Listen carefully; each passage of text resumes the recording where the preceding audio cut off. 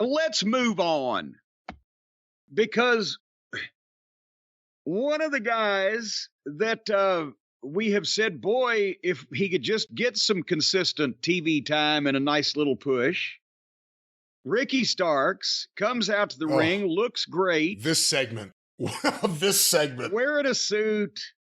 Contract was about to fall out of his pocket, but nevertheless, he comes, and the whole thing is he supposedly plays a mind game, reverse psychology, whatever you want to call it, and goads Chris Jericho into signing a contract to meet him for a rematch by coming out and saying that he doesn't want a rematch. And he knows Jericho doesn't want a rematch. We're moving on. But I've got an open contract for Revolution. Hold on. He said, we're moving on, and the place popped. Yes. They were happy. Finally, he's moving on from this Jericho feud. This is an unconventional way to end the feud. Just coming out and saying, you know what? If you actually think about it, I already beat him. I'm kind of done with this. I'm just going to be doing something else. The greatest way I've ever seen to end the feud. The place pops. They swerved me. They ruined my night with this, but go ahead.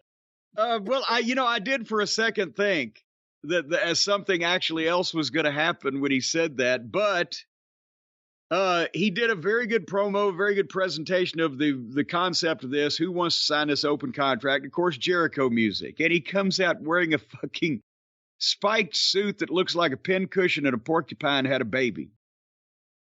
And then he comes in and says, well, I can beat you anytime, but I'm not going to because you're not at my level. So he doesn't want the match. And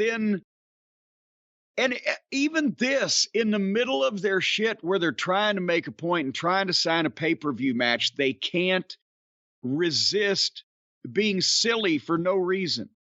Because while Jericho's standing out there, they play music, and that fucking Peter Avalon fucking moron, it looks like Ron Jeremy in the 80s if he lost 100 pounds and most of his dick.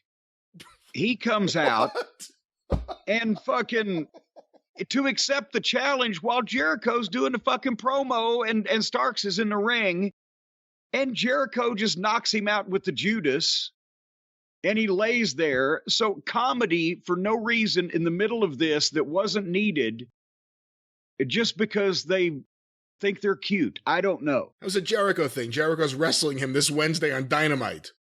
Oh, good God. Well, hey, where's Action Andretti? Will go, well, that's good booking. Where's the guy Jericho made? Where's Action Andretti? Whatever happened to that guy? Have you checked YouTube or potentially the fucking YMCA, the homeless shelter?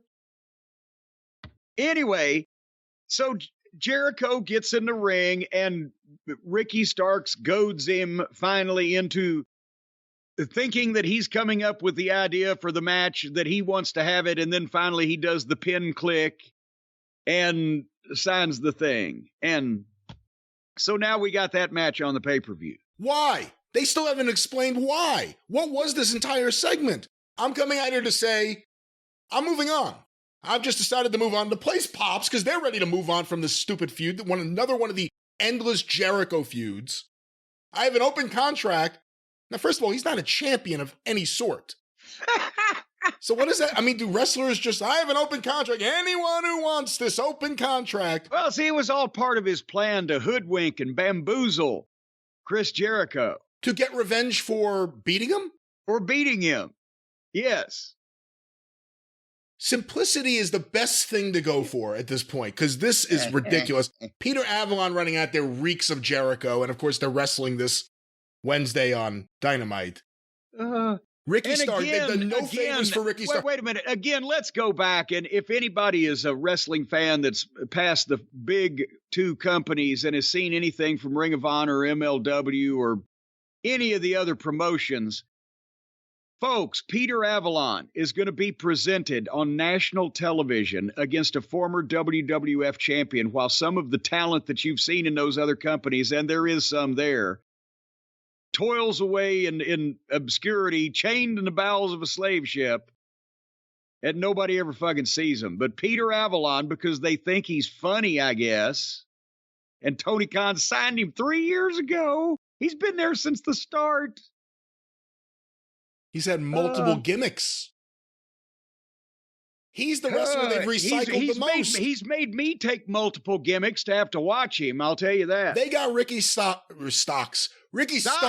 Hey, Kevin Sullivan. That'll be his name in WWE. They got Ricky Starks red hot with MJF. To the point where, if you ever want to talk about an audible being pulled, that, looking back now, that may have been the one. Forget Danielson. Let's try to find a way to extend this. Instead, they went right into the Jericho feud. And everything we said would happen has happened. He beat Jericho, so Jericho say, look, he beat me. Does anyone remember that? Why are they still feuding then? All these guys he has to wrestle week after week, guys that people don't care about. This coincides with the ratings going down. People were relieved that Ricky Starks was done with Jericho. And instead they're having another match for no good reason.